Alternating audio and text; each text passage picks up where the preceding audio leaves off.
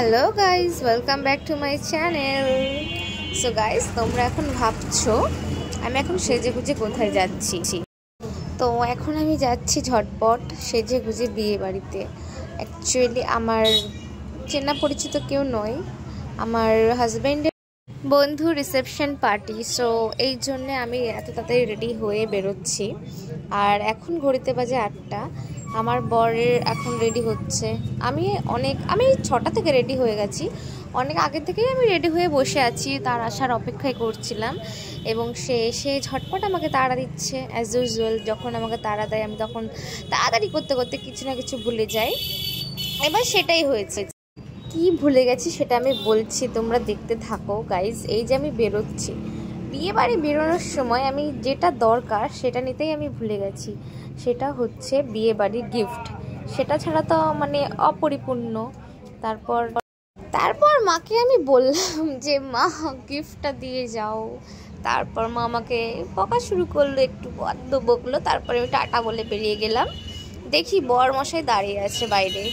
So আমি গাড়িতে ঝটপট বসে পড়ে আমাদের নবদ্বীপ মোড়ে চলে আসলাম। ওখান থেকে আমাদের সাথে জয়েন করবে তো দেওররা। তো ওদের জন্য দাঁড়িয়েছিলাম। অনেকক্ষণ দাঁড়িয়ে থাকার পরে কল করলো, বললো বৌদি তোমরা এদিকে আসো। তো আমরা চলে গেলাম ওখানে। গিয়ে দেখি তো যেতে যেতে বাইকে স্টার্ট নিচ্ছে না গাইজ। এখন আমি ভাবছি যে কি হলো, আমি ওকে বলছি কি হলো। ও বলছে গাড়িতে স্টার্ট নিচ্ছে না। তারপর অনেকক্ষণ পরে ভগবানকে ডাকার পর অনেকক্ষণ পর স্টার্টটা নিল। তারপর ও অনেকক্ষণ দাঁড়িয়ে থাকার পরে ওখানে গেলাম। এখন গাড়িটা রেডি হয়ে গেছে স্টার্টের জন্য, স্টার্ট হলো। সব থেকে বড় কথা গাইজ, এখন আমি সেদিন বিয়ে বাড়িতে আমি সোয়েটার পরে নিই, শুধু চাদরটা মাথায় ঢাকা দিয়ে এভাবে স্টাইল মারতে মারতে গেছি, ব্যাস। এক সেকেন্ড গাইজ, বলছি একটুখানি দাঁড়াও। আমি ঝটপট চলে আসলাম বিয়ে বাড়িতে ঢুকা মাত্রই খুব সুন্দর একটা মানে স্টাইলে ওরা সাজিয়েছে বিয়েটা, খুব সুন্দর লাগলো। অনেক দিন পর এরকম দেখলাম। গাইজ, আমি এখন বউ দেখতে যাব, নতুন বর দেখতে যাব। আমি দেখেছি হালকা পাতলা বরকে, বউকেও দেখেছি কি সেটা মনে নেই আমার বর বলছে চলো যাই। ভিডিও করতে করতে আমি চলে গেলাম বউ বরের কাছে, এবং আমার হাজব্যান্ডও আছে সাথে, সবাই আছে। তো গিয়ে দেখি ফটো সেশন, সবাই ফটো তুলছে। তারপর আমায় ডাকলো ওর বন্ধুটা, গিফট দিতে গিয়ে আমায় বলছে আসো বৌদি ফটো তুলি। গেলাম ফটো তুলতে, ফটো সেশন করলাম, সেলফি নিলাম, ভিডিও করলাম। অনেক ভালো লাগলো, অনেক ভালো ওরা। তারপর আমি বাইরে চলে আসলাম, এসে দেখি অর্কেস্ট্রা হবে। এখানে অর্কেস্ট্রা নিয়ে এসেছিলো, খুব ভালো লাগলো দেখে। অনেক দিন পর দেখলাম একটা বিয়ে বাড়িতে অর্কেস্ট্রা।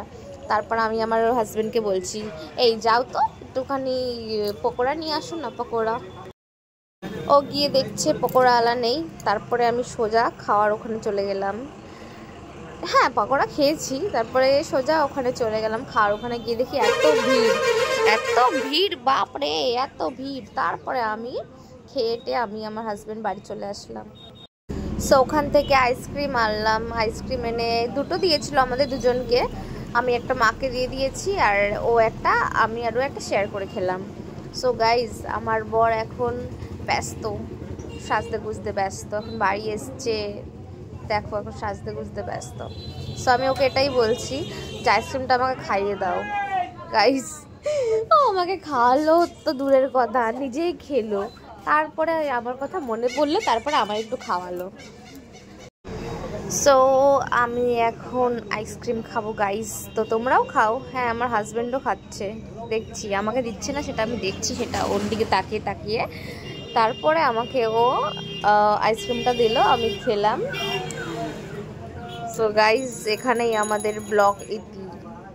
আর এখন মেকআপ টেকআপ তুলতে হবে, অনেক খাটনি গাইজ। যাকে শুতে যেতে হবে, সব থেকে বড় কথা। এই ঠান্ডার মধ্যে মুখে জল দেওয়াটাই তো দুষ্কর গাইজ। তবুও আমায় মেকআপ তো তুলতেই হবে, মেকআপটা তুললে তো শুতে পারবোই না রাতে। Guys, thank you so much for watching. চলো গাইজ, বাই।